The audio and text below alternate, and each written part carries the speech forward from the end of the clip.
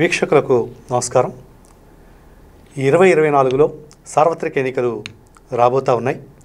ఈ సార్వత్రిక ఎన్నికలు వచ్చే ఈ తరుణంలో ప్రతిసారి ఎన్నికలకు ముందు వచ్చినట్టుగానే ఇప్పుడు కూడా ఈవీఎంల పట్ల విమర్శలు, అట్లాగే దానికి సంబంధించినటువంటి చర్చ దేశంలో జోరుగా జరుగుతోంది. ఈవీఎం అంటే ఎలక్ట్రానిక్ ఓటింగ్ మెషిన్.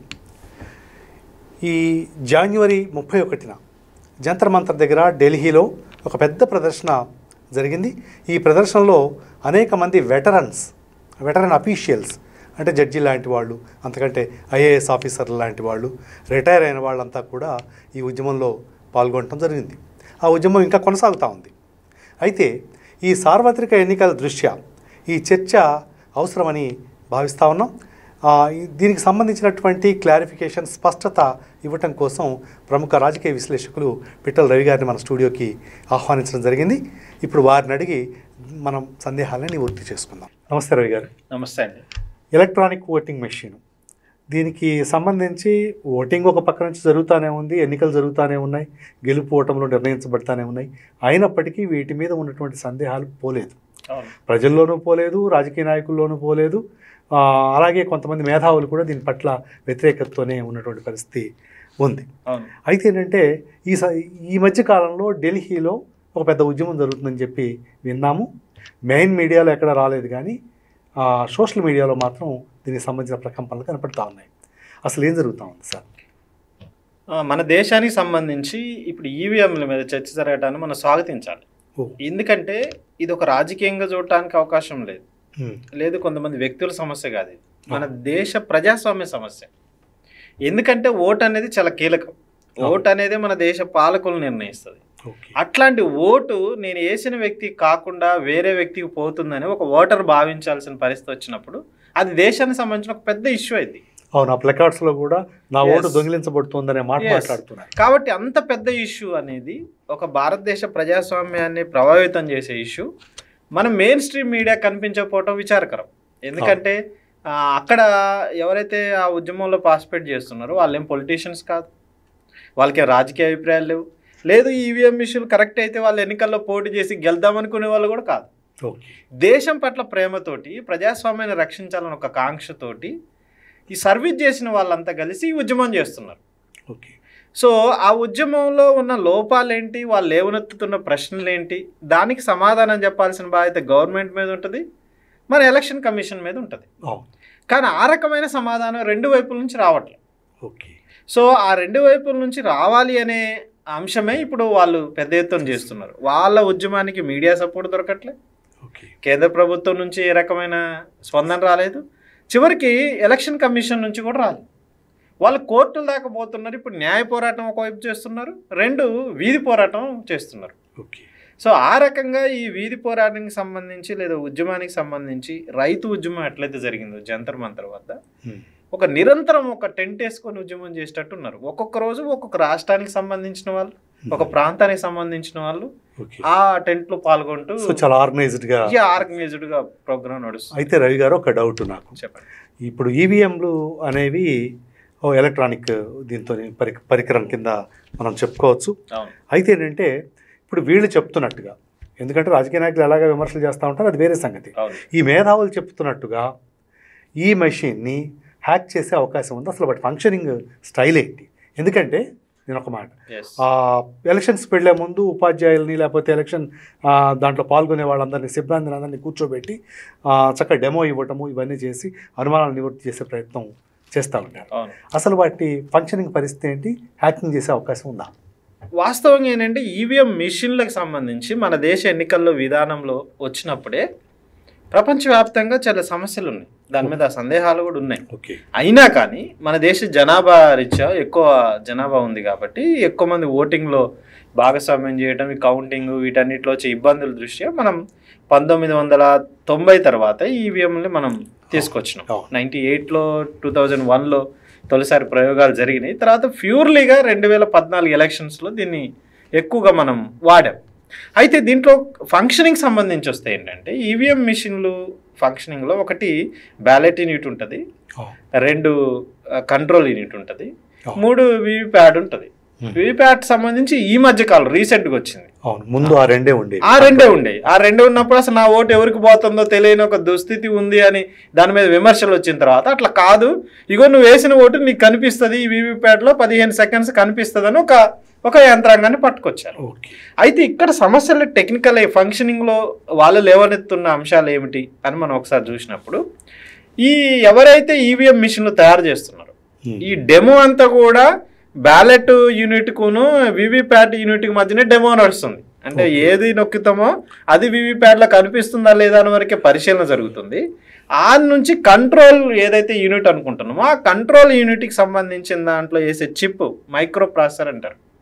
ఈ మైక్రో ప్రాసెసర్ని హ్యాక్ చేయొచ్చా, మ్యానిపులేట్ చేయొచ్చా అనే చర్చ ఇప్పుడు అక్కడ వచ్చింది. అయితే వాళ్ళు చెప్తుంది ఏంటి, దీంట్లో టెక్నీషియన్స్ కూడా ఉన్నారు, ఇంజనీర్లు కూడా ఉన్నారు. ఏదైతే ఈవీఎంలు తయారు చేసే కంపెనీ ఉందో భారత్ ఎలక్ట్రానిక్ ఉందో, ఈ భారత్ ఎలక్ట్రానిక్ కూడా కీలకంగా దాంట్లో ఇంజనీరింగ్ పనిచేసిన వాళ్ళు కూడా కొన్ని బయటకు వచ్చి ఇప్పుడు కొన్ని అంశాలు లేవనెత్తున్నారు. వాళ్ళు లేవనెత్తే అంశాలు ఏంటి అని చూసినప్పుడు, ఒకటి మన ఈవీఎంలో వేసే చిప్ అనే దాన్ని మ్యానిపులేట్ చేయొచ్చు, మ్యానిపులేట్ జరుగుతుంది ఎలక్షన్లో. దానికి వాళ్ళ ఆధారాలు ఏం చెప్తున్నారంటే, మన దగ్గర భారత్ ఎలక్ట్రానిక్ లిమిటెడ్ బిఈఎల్, తర్వాత electronic corporation of India ICL, ఈ 2 కంపెనీలు మాత్రమే మన దేశంలో ఈ ఈవీఎంలు తయారు చేస్తాయి. ఈ కంపెనీలు మిషన్లు తయారు చేస్తాయి కానీ దీంట్లో ప్రాసెసర్ కానీ దీని మైక్రో చిప్స్ కానీ మనం తయారు చేయం. ఇవి ఒక విదేశీ కంపెనీ నుంచి మనం దిగుమతి చేసుకుంటున్నాం. ఎన్ఎక్స్పి అనే ఒక కంపెనీ, ఇది ఇంటర్నేషనల్ కంపెనీ, ఈ తైవాన్ నుంచి లేకపోతే సిలికాన్ వ్యాలీ నుంచి ఇట్లాంటి కొన్ని జపాన్ నుంచి మనం ఈ చిప్పుల్ని ప్రధానంగా దిగుమతి చేసుకునేటప్పుడు ఎన్నికల కమిషన్ ఏం చెప్పింది అంటే, దీంట్లో అసలు ఎటువంటి హ్యాక్ చేయడానికి కుదరదు అని చెప్పారు. యాక్చువల్ ఫస్ట్ మొత్తం ఇప్పటికి అదే చెప్తుంది ఎన్నికల కమిషన్. ఎందుకు చెప్తున్నారంటే, మేము 1 టైం ఓటీపీ అని ఒక సిస్టమ్ పెట్టాం. అంటే ఓటీపీ అంటే 1 టైం ప్రాసెసింగ్. ఒక్కసారి ఒక చిప్లో ఒక డేటా నింపితే మళ్ళీ దాన్ని తుడిపేయటానికి కానీ ఎగస్ట్రా డేటాని యాడ్ చేయడానికి కానీ అవకాశమే లేని ఒక చిప్ను మేము మైక్రో చిప్ని దీంట్లో వాడుతున్నాం కాబట్టి ఇది ఎట్టి పరిస్థితుల్లో హ్యాక్ కాదు అని ఎలక్షన్ కమిషన్ చెప్తుంది. అయితే వీళ్ళు లేవనెత్తున్న టెక్నికల్ పాయింట్ ఏంటంటే, కరెక్టే, ఈ ఓటీపీ చిప్లో ఎటువంటి చేయలేం, కానీ ఈ ఎన్ఎక్స్పి అనే కంపెనీ ఒకే రకమైన చిప్పులు తయారు చేయట్లేదు, 3 రకాల చిప్పులు తయారు చేస్తుంది. అందులో ఈ ఓటీపీ చేయగలిగిన చిప్ ఒకటి కాకుండా ఫ్లాష్ అనే ఒక చిప్ను కూడా తయారు చేస్తున్నారు వాళ్ళు, మైక్రో ప్రాసెసర్. ఆ ఫ్లాష్ అనే చిప్ను కూడా ఇప్పుడు భారతదేశ ఎలక్షన్ ఈవీఎం లో వాడుతున్నారు. ఆ ఫ్లాష్ ని ఎప్పుడైనా మ్యానిపులేట్ చేయొచ్చు కాబట్టి అట్లా మ్యానిపులేట్ అయ్యే అవకాశం ఉంది. ఇప్పటిదాకా ఎలక్షన్స్ లో జరుగుతుంది. ప్రధానంగా వీళ్ళ ఆరోపణ ఏంటంటే, బీజేపీ ఇప్పుడు అధికారంలో ఉంది కాబట్టి బీజేపీ దీన్ని వాడుకుంటుంది, ఇలా మ్యానిపులేట్ చేసి ఎలక్షన్ లో గెలుస్తుంది అని చెప్తున్నారు. ఎందుకంటే గతంలో కొన్ని నియోజకవర్గాలు ప్రతిపక్షాలు బలంగా ఉన్న ఊర్లలో, బలంగా ఉన్న కాన్స్టిట్యున్సీలో కూడా బీజేపీ ఎలా గెలవగలిగిందని వాళ్ళు డెమో ఇస్తున్నారు. అక్కడున్న ఈవీఎంలు వాడిని వాటికి సంబంధించిన సంఖ్యతో సహా వాళ్ళు క్లియర్ గా చెప్పగలుగుతున్నారు. సో వీటికి ఎన్నికల కమిషన్ ముందుకొచ్చి, ఇది మీది తప్పు, మీ ఎలిగేషన్స్ లో రాంగ్ ఉంది, మేము సరైన టెక్నాలజీ వాడుతున్నాం, ఎట్టి పరిస్థితుల్లో అది యాక్ కాదు అని చెప్పాల్సిన బాధ్యత ఉంది కదా. కానీ అది చేయట్లా. అది చేయకపోగా ఇప్పుడు టెక్నాలజీ సంబంధించిన ఇష్యూ ముందుకు వచ్చినప్పుడు వీళ్ళు ప్రశ్నలు వేశారు.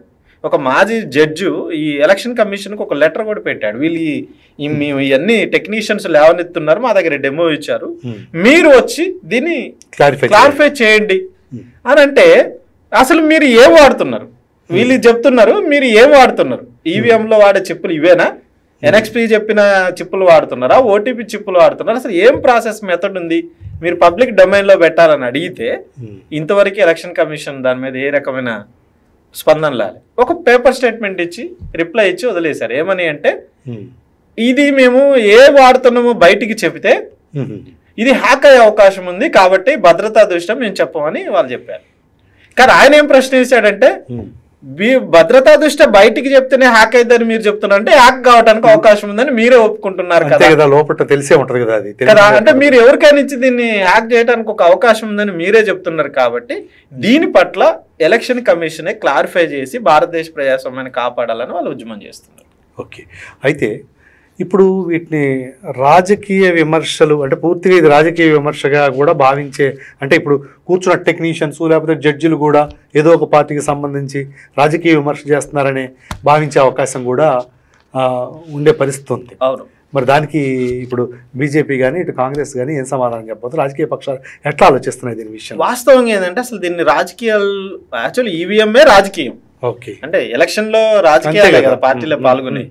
కానీ ఇప్పుడు ఉద్యమం రాజకీయం కాదు. రెండు, ఇక్కడ మన భారతదేశంలో ఉన్న పరిస్థితి ఏంటంటే 2014కి అధికారంలో రాకముందు బీజేపీకి సంబంధించిన నేతలు, ముఖ్యమైన రాజ్యసభ సభ్యులు జీవీఎల్ గారు ఒక బుక్కే రాసిండు. ఈవీఎంల మీద విశ్వసనీయత ఉందా, అసలు ఆ టెక్నాలజీ పనికిరాదు ఈ దేశానికి అని 2014 గెలవక ముందు మొత్తం పెద్ద పెద్ద బుక్కులు వేసి ఈవీఎంల మీద సందేహాలు వ్యక్తం చేసిన సుబ్రహ్మణ్య స్వామి, జీవీఎల్ గారు, ఇంకా మిగతా మహారాష్ట్ర చెందిన ముఖ్యమంత్రులు కూడా వాటి మీద సందేహాలు వ్యక్తం చేశారు. కానీ ఒక్కసారి 2014 బీజేపీ గెలిచిన తర్వాత ఇప్పుడు ఏ సందేహాలు బీజేపీకి లేవు, మొత్తం నివృత్తి అయిపోయినట్టు. ఈ ఉద్యమంలో బీజేపీ సంబంధించిన ఎవరు ఈ ఇన్వాల్వ్ కావట్లే. అయితే రాజకీయ పార్టీల ఇన్వాల్వ్మెంట్ అని చూసినప్పుడు రాజకీయ పార్టీలు స్పందించాలి కదా, వాస్తవమే. ఎందుకంటే ఇప్పుడున్న రాజకీయ పార్టీలను స్పందించినాయి.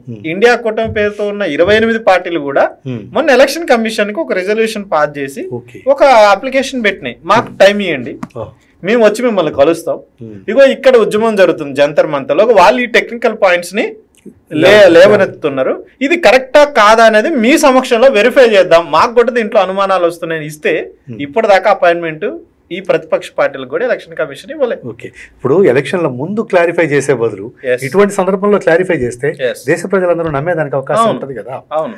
ఆ తర్వాత ఇంకొక ప్రశ్న అండి, ఇప్పుడు ఈ ఈ మెషిన్ ఈవీఎం ఓటింగ్ మెషిన్ని తయారు చేసే భారతదేశపు కంపెనీని బీజేపీ అదుపులోకి అంటే హస్తగతం చేసుకుంది, దాన్ని పూర్తిగా తన కనుసన్నాల్లో నడిపిస్తుందనే ఒక విమర్శ వస్తూ ఉంది. ఇది ఎంతవరకు నిజం? ఇది సరైంది.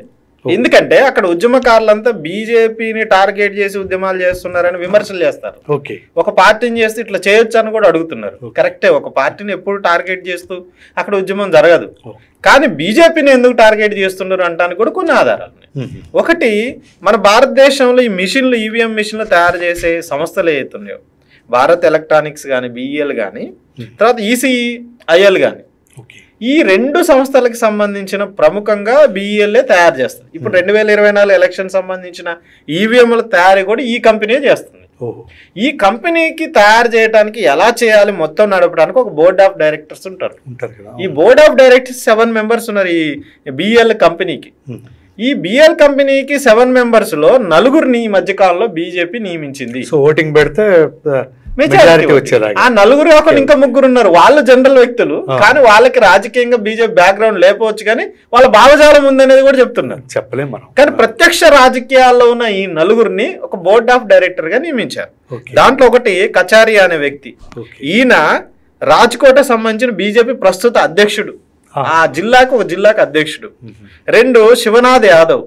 ఈ శివనాథ్ యాదవ్ అంటే యూపీకి సంబంధించి బీజేపీ అధ్యక్షుడిగా పనిచేసిన వ్యక్తి, ప్రస్తుతం బీజేపీ లీడర్.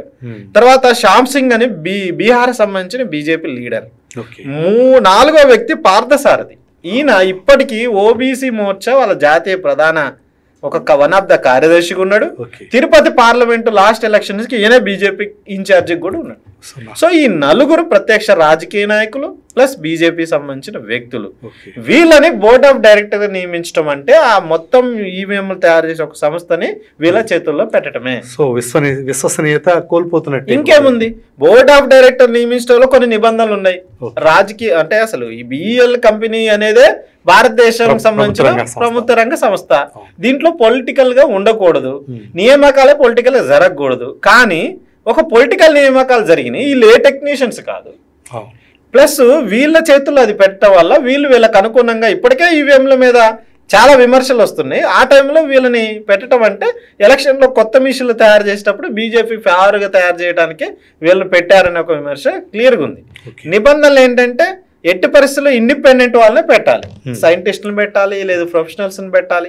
ఆ రకంగా పెట్టుకుంటే వీళ్ళు పెట్టడం వల్లనే ఇప్పుడు ఎవరైతే ఈ ఉద్యమకారులు ఆరోపణ చేస్తున్నారో అది నిజం అని బీజేపీ ఒప్పుకున్నట్టు ఈ నియామకాలు చూస్తున్నాం. ఓకే, సరే. ఇంకొక ప్రశ్న అండి. అసలు ఈవీఎంలు మన దేశంలో వాడుతున్నాం. సో ప్రపంచవ్యాప్తంగా ఈవీఎంల పట్ల ప్రపంచ దేశాల వైఖరి ఎట్లా ఉంది? ఇతర దేశాల్లో ఏ దేశాల్లో దీన్ని వాడుతున్నట్టుగా చెప్పు. ఎందుకంటే నాకు తెలిసినంత వరకు అమెరికా కూడా దీన్ని వాడటం లేదని చెప్పి తెలుసు. వాళ్ళు కూడా మాన్యువల్ కౌంటింగ్, బ్యాలెట్ పేపర్లే వాడుతున్నారు.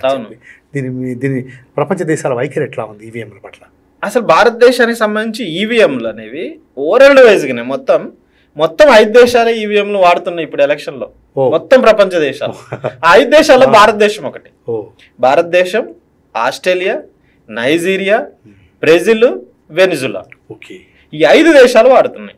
ఈ 5 దేశాలకు సంబంధించిన దాంట్లో కూడా విమర్శలు వస్తున్నాయి వాడే కాడు. కానీ విచిత్రం ఏమిటంటే ఈ ఈవీఎం మిషన్లు తయారు చేసే టెక్నాలజీ అందించిన దేశాలు, ఈవీఎంలు చిప్పుల్ని మనకి తయారు చేసి సరఫరా చేస్తున్న దేశాలు జపాన్ గాని, తైవాన్ గాని, అమెరికా గాని, మనకి టెక్నాలజీలో ముందున్న చైనా గాని, జపాన్ గాని, ఫ్రాన్స్ గాని, బ్రిటన్, ఇవన్నీ యూరోపియన్ దేశాలు. అసలు ఏ దేశాలు కూడా అక్కడ ఈవీఎం ని పెట్టి ఓటింగ్ సిస్టమ్ లో పాల్గొనట్లే. వాళ్ళు చిప్పులు తయారు చేసి మనకు అమ్ముతున్నారు. ఆ చిప్పులు తెచ్చుకొని మనం ఇక్కడ ఓటింగ్ లో పాల్గొంటున్నాం. 2 ఈ 5 దేశాల్లో ఎట్లున్నాయి అనుభవాలు అని చూసినప్పుడు 5 దేశాల్లో కూడా విమర్శలు వస్తున్నాయి. మన దేశంతో పాటు మిగతా ఈ 5 దేశాల్లో కూడా వీటి మీద విమర్శలు చేస్తున్నారు. అయితే చేసే సందర్భంలో ఇక్కడ ఆస్ట్రేలియా కొంచెం ఒక పారదర్శకంగా వ్యవహరిస్తుంది. ఆస్ట్రేలియా ఏం చేసింది అంటే వాళ్ళ అనుభవం, ఏ చిప్పులు అయితే వాడుతుంటే, ఏ టెక్నాలజీ అయితే ఈవీఎం లో వాడుతున్నారో అవన్నీ పబ్లిక్ డొమైన్ లో పెట్టారు. పెట్టి మీరు హ్యాక్ చేసుకోండి, చేయగలిగితే చేయండి, మేము అసలు హ్యాక్ చేయడానికి అవకాశం లేకుండా తయారు చేసాము, మేము పబ్లిక్ డొమైన్ లో పలాని ఏరియాకి పలాని చిప్ వాడుతున్నాం, ఈ చిప్ ఇది, దీని ప్రాసెసర్ ఇది, కాబట్టి దీన్ని మీరు అవసరమైతే హ్యాక్ చేయగలిగితే చేయండి అని ఓపెన్ గా ఛాలెంజ్ చేసి వదిలేశారు. అప్పుడు ప్రజల్లో ఒక నమ్మకం వచ్చింది, నిజంగానే దీన్ని చేయగలిగేవాడు చేసి నిరూపించవచ్చు, లేకపోతే చేయలేమనేదాన్ని రుజువు అయింది. కానీ భారతదేశం అనుభవం అట్లా కాదు. భారతదేశం అసలు ఏ చిప్ పెడుతున్నారా బాబు, ఏ టెక్నాలజీ వాడుతున్నారు మీరు చెప్పండి అంటే కూడా ఇది ప్రజా భద్రతకు సంబంధించిన విషయం మేము చెప్పమని అంటున్నారు. అప్పుడే కదా డౌట్ వచ్చేది. కాబట్టి ఆ రకంగా ఎన్నికల కమిషన్ లో ఈవీఎంల మిషన్ల మీద డౌట్ రావడానికి ప్రధాన కారణం ఎలక్షన్ కమిషన్ వైఖరి కూడా ఉంది. ఏ విషయమైనా ఒక అపనమ్మకం వచ్చినప్పుడు, అనుమానం వచ్చినప్పుడు వాటన్నిటిని టెక్నికల్ గా నివృత్తి చేయాలి, లేదా పొలిటికల్ గానా చేయాలి. ఆ రకంగా 2 ప్రయత్నాలు జరగట్లేదు ఈ దేశంలో.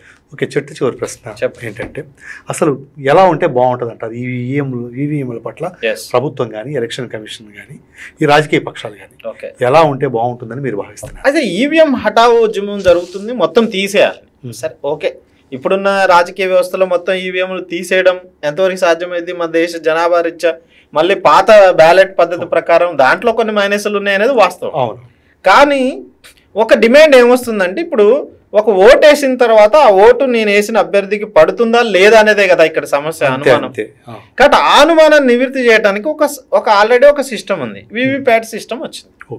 ఇప్పుడు ఇండియా కూటమి పార్టీలు 28 కానీ లేదా ప్రతిపక్ష పార్టీలు కానీ కొంతమంది టెక్నీషియన్స్ ఇంకో డిమాండ్ ఏం చేస్తున్నారంటే, ఈవీఎం మిషన్లు కొనసాగించవచ్చు కానీ 100% ఈవీఎంలోన వీవీప్యాట్లో పడ్డ పోల్ స్లిప్పులను కూడా లెక్కించే అవకాశం ఉండాలి. అవసరమైతే ఒకళ్ళ అభ్యర్థి ఎవరన్నా ఇగో నాకు డౌట్ వచ్చింది, ఈ ఎలక్షన్లో నాకు అన్యాయం జరిగింది అనే ఫీల్ అయినా నేను అనే అభ్యర్థి కోరుకుంటే మొత్తం వీవీప్యాట్లో ఉన్న పోల్ స్లిప్పులన్నిటిని లెక్కేసి ఈ కంట్రోల్ యూనిట్కి దానికి మధ్య కరెక్ట్గా ఉందా లేదా అనేది ఒక తేల్చాల్సిన అవసరం ఉంది. కానీ భారతదేశ ఎన్నికల కమిషన్ అది లేదు. 5% అవకాశం ఇస్తున్నాం, ర్యాండమ్గా చూడటం తప్ప డైరెక్ట్ ఎలక్షన్ లెక్కింపు. అభ్యర్థికి గనక అనుమానం వచ్చి అయ్యా నాకు ఇది ఇక్కడ రిగ్గింగ్ జరిగింది లేకపోతే మ్యానిపులేట్ చేశారు అని అంటే అతను ఇచ్చినటువంటి కంప్లైంట్ ఆధారంగా దాన్ని లెక్కించే పరిస్థితి అయితే లేదు, ప్రస్తుతం లేదు. ఇప్పుడు ఇంకోటి, వీవీప్యాట్లో పేపర్ స్లిప్లు పడతాయి. అవునండి, అన్ని పేపర్ స్లిప్లు పడుతున్నాయా లేదా కూడా ఇప్పుడు డౌటే. ఇప్పుడు యాక్చువల్గా అక్కడ షో అవుద్ది, 15 సెకండ్లు షో కావటం అనేది ప్రతి ఒక్క ఓటర్కి అర్థమైంది. కానీ షో అయింది ఎలక్ట్రికల్ షో, అది మిషనే ఎలక్ట్రికల్ కదా. ఈ షో అయిన ఓటు కరెక్ట్ గా కంట్రోల్ యూనిట్ లో భద్రపరచబడుతుందా? కంట్రోల్ యూనిట్ లో నేనేసిన పార్టీకి ఓటు అక్కడ రేపు లెక్కింపులోకి వస్తుందా లేదనే డౌట్ కూడా వస్తుంది. ఇక్కడ చూపించింది అక్కడ నమోదయ్యి రేపు కౌంటింగ్ లో నా ఓటు నేనేసిన అభ్యర్థికే పడుతుందా లేదా అనే డౌట్ ఎప్పుడైతే ఒక ఓటర్కి వస్తుందో అప్పుడు ఒక అనుమానం వస్తుంది. కాబట్టి కంట్రోల్ యూనిట్ని మిడిల్ చేయాలనే డిమాండ్ కూడా వస్తుంది. అంటే ఇప్పుడు దాకా ఈ బ్యాలెట్ యూనిట్కును వీవీప్యాట్కి మధ్యనే సంబంధం ఉండి అక్కడ నుంచి కంట్రోల్ యూనిట్కి సంబంధం ఉంది. కాబట్టి అట్లా కాకుండా డైరెక్ట్ కంట్రోల్ యూనిట్ని మధ్యలో పెట్టి ఒక ఓట్ వేయగానే కంట్రోల్ యూనిట్లో నమోదే, కంట్రోల్ యూనిట్లో ఏమైందో వీవీప్యాట్లో కనిపించాలి. ఓకే. సో సెంటర్ కంట్రోల్ యూనిట్ని చేస్తే అప్పుడు వీవీప్యాట్కి థర్డ్ పొజిషన్లోకి పోతే అక్కడ డౌట్ అయితే చూసుకోవచ్చు, ఇక్కడ దానికి మధ్య పోలిక వేయచ్చు అనే కొంతమంది కొన్ని పరిష్కారాలు కూడా చూపిస్తున్నారు. వీటి వైపు కూడా కొంత ఆలోచన చేయాలి. అంతిమంగా మన దేశంలో ఎన్నికల విధానంలో ఈ మిషన్లు వాడటం, టెక్నాలజీని వాడటం అనే దాని మీద ఒక సమగ్రమైన విచారణ జరపాల్సిన అవసరం ఉంది. టెక్నీషియన్స్ తోటి డెమోలు చేయాల్సిన అవసరం ఉంది. ఎలక్షన్ కమిషన్ పారదర్శకంగా ముందుకొచ్చి అవసరమైతే విమర్శలను ఆహ్వానించి ప్రజల్లో వచ్చే ప్రతి ఒక్క అనుమానాన్ని ఎప్పుడైతే తీరుస్తారో అప్పుడే ప్రజాస్వామ్యం పట్ల ప్రజలకు ఒక నమ్మకం ఉంటుంది. అట్లా ప్రజాస్వామ్యాన్ని నిలబెట్టడానికి ఈవీఎంలని వాడుతున్నాం కాబట్టి దాని పట్ల జాగ్రత్తతో వ్యవహరించాల్సిన అవసరం ఎంతైనా ఉంది. ఓకే రవి గారు, చాలా చక్కటి విషయాలు మాకు చెప్పారు. మా వ్యూవర్స్ యొక్క సందేహాలు కూడా చాలా మటుకు నివృత్తి అయ్యాయని భావిస్తున్నాను. ఓకే, నమస్తే.